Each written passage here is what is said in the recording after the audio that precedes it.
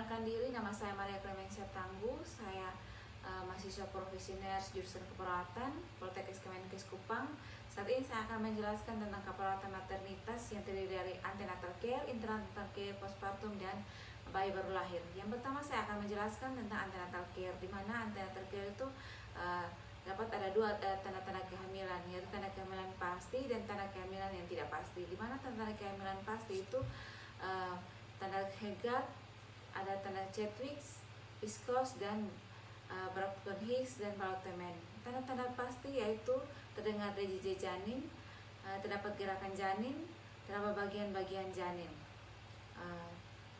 Untuk menentukan bagian-bagian janin maka dilakukan Lepot itu ada 4, yaitu terdapat 1 sampai 4, dan Lepol itu dilakukan di usia kehamilan di atas 12 minggu.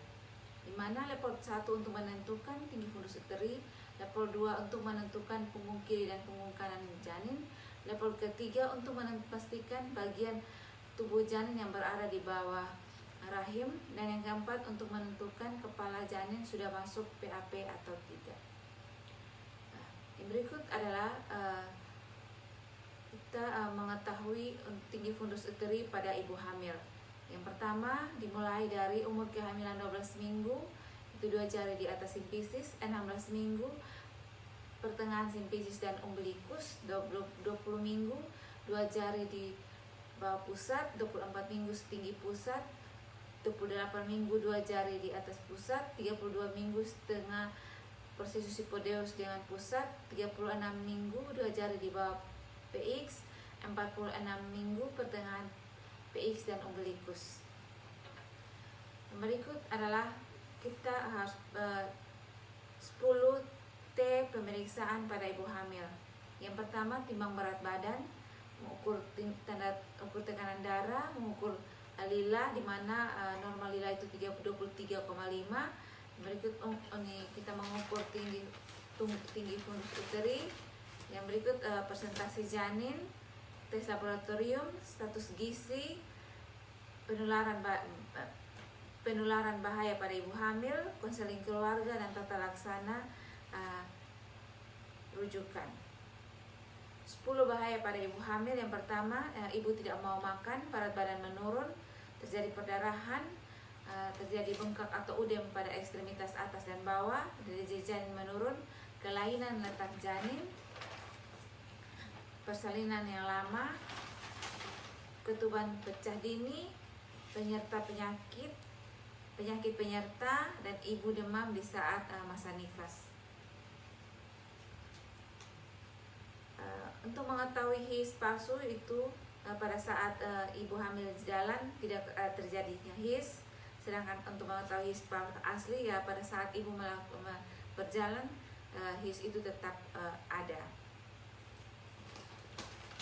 Berikut adalah untuk rumus untuk mengetahui menentukan berat janin. Yang pertama itu tumbuh fundus uteri dikurangi N dikali 155. N itu adalah angka 11 apabila belum masuk PAP, sedangkan pada angka 12 itu sudah masuk PAP. Cara menentukan tafsiran partus. Yang pertama, pada usia kehamilan hari terakhir di Januari sampai Maret itu hari ditambah 7, bulan ditambah 3, tahun ditambah 1. Sedangkan pada hari terakhir itu April sampai Desember itu tanggal ditambah 7, bulan dikurangi 3, tahun ditambah 1.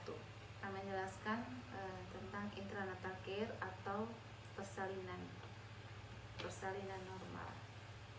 Pengertian dari persalinan normal itu dimana suatu merasakan adanya peningkatan pada rektum.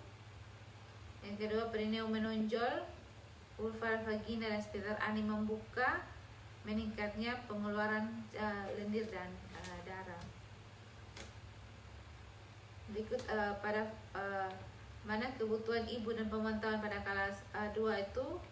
Yang pertama itu asuhan sayang ibu, membersihkan perineum ibu, mengosongkan kandung kemih, amniotomi, penata laksanaan fisiologi kala 2, dan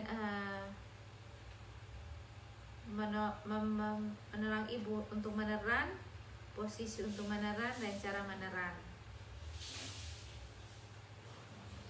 Prosedur pertolongan persalinan normal yang pertama, posisi ibu saat meneran, pencegahan laserasi, melahirkan kepala, melahirkan ibu, melahirkan seluruh tubuh bayi.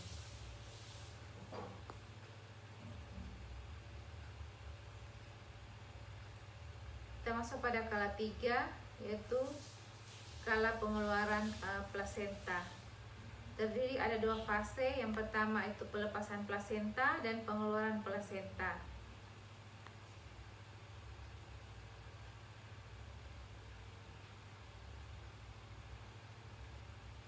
Tanda-tanda lepasnya plasenta, yang pertama itu fundus berbentuk bulat, tali pusat bertambah panjang, keluarnya darah secara tiba-tiba dan berlangsung singkat.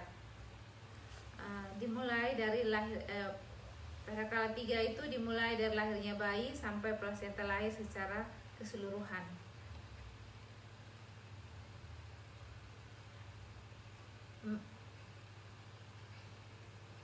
Yang perlu diperhatikan pada saat plasenta lahir itu kelengkapan kotiledonnya dan arteri dan pembuluh darah. Nanti kita masuk pada kala 4, yaitu 2 jam pertama postpartum. Yang perlu kita lihat yaitu apakah masih ada perdarahan dan lokea.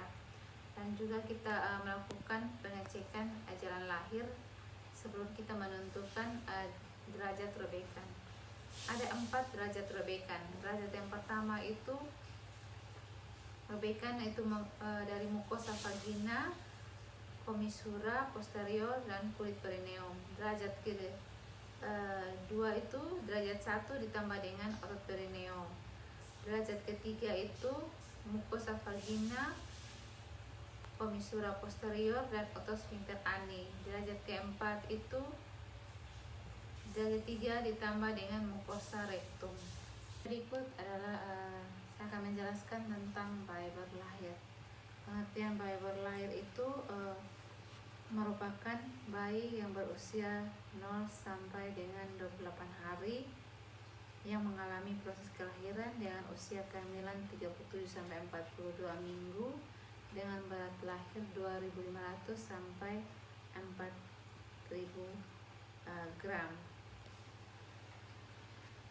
Yang pertama, apa saja yang kita perlu perhatikan pada bayi baru lahir. Berikut pada saat bayi baru lahir itu kita menentukan menit pertama, menit kelima, dan menit ke-10 pada bayi.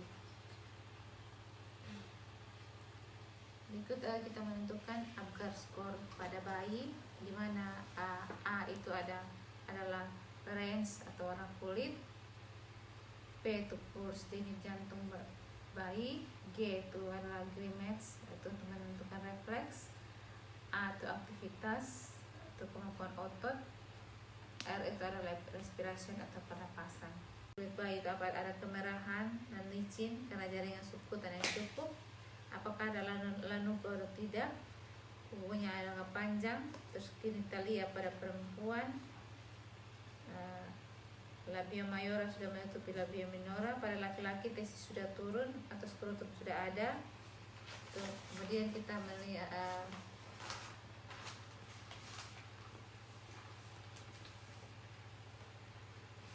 kemudian kita melakukan refleks, yaitu refleks sucking, itu isap dan menelan. Refleks moro itu gerakan memeluk bila dikagetkan. Refleks grasping itu menggenggam. Refleks rooting itu mencari puting susu dengan rasakan taktil. Kemudian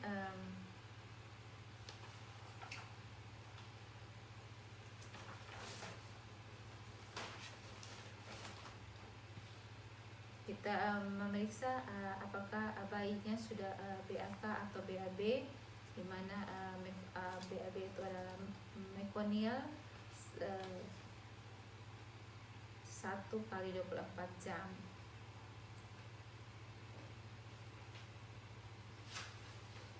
Refleks gabella itu dimana ketuk daerah pangkal hidung secara pelan-pelan yang menggunakan jari telunjuk pada saat mata terbuka.